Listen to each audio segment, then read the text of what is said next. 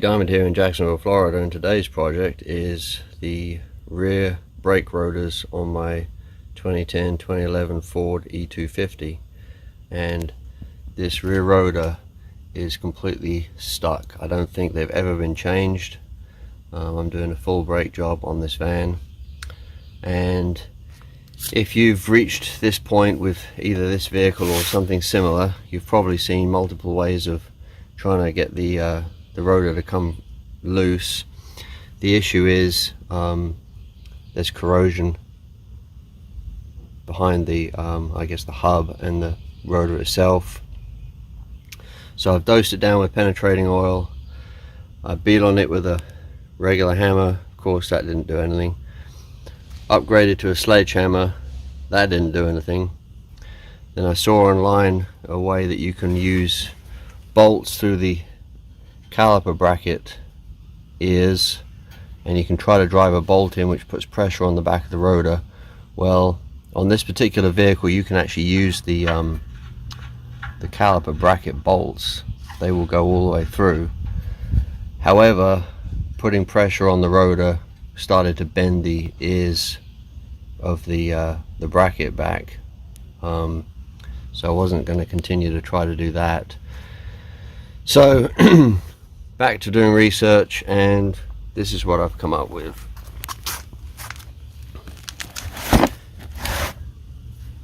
Just went to Harbor Freight, and for $100 bought the 3-jaw hydraulic gear puller. I went ahead and got the 10-ton version. They do a 5-ton, which is like $20 cheaper.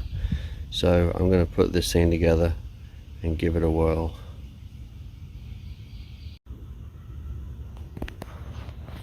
So this is quite a bit of kit. I'm not going to bother with the assembly instructions, waste your time on the video, but it does come in a decent blow molded case, which is why I wanted to get this one, because I'm not going to be using this very often, so I want to be able to put it up and store it. But let me get this all taken apart and assembled, and I'll come back and let's see if this thing will do the job.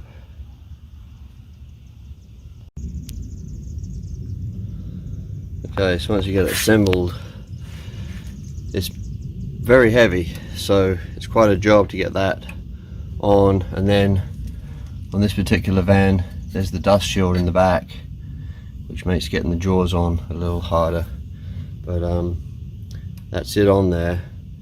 And now we've just got to pump up the hydraulic jack and see if this thing works as advertised. So let me go throw this camera on a tripod and let's pump it together and see what happens. Before I do that, I am going to put on a couple of lug nuts, just because from what I've heard, when this thing goes, it's pretty spectacular and it can fly off, and I don't want to have a flying rotor causing me any issues. Alright, well, let's see what happens.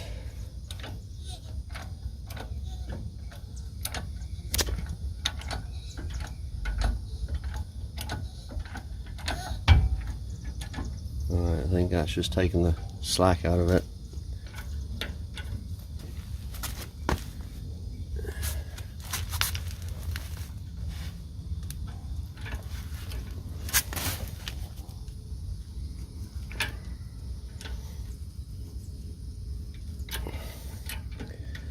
Man.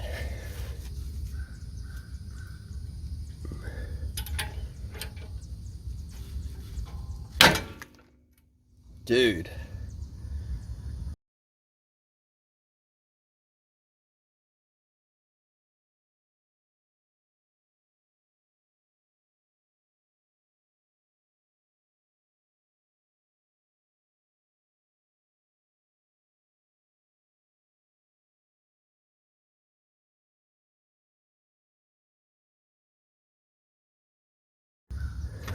Well, it works.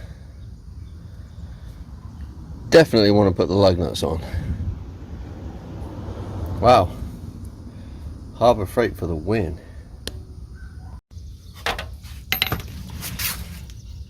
Well, so I don't know if a 5-ton would have been sufficient.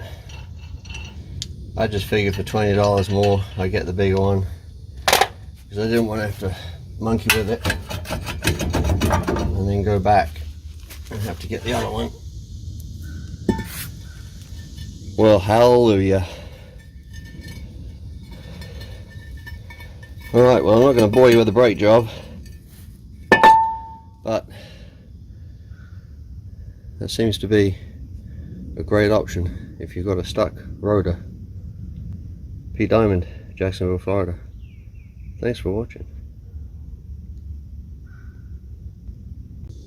And bonus footage for those of you who didn't think that I was hitting it. These are the, see these circles? That's from driving in the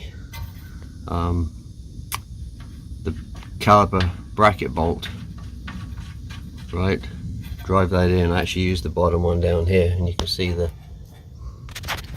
end of the bolt is shiny. So that's what these little indentations are in the rotor. So I was using that to try to force the rotor off, but like I said, it was just bending this bracket, and I sure as heck didn't want to break that. And then of course you got all the other dings from me beating the fire out of it with a sledgehammer. So I don't want to hear anybody saying, oh, you just hit it with a rubber mallet and it comes off.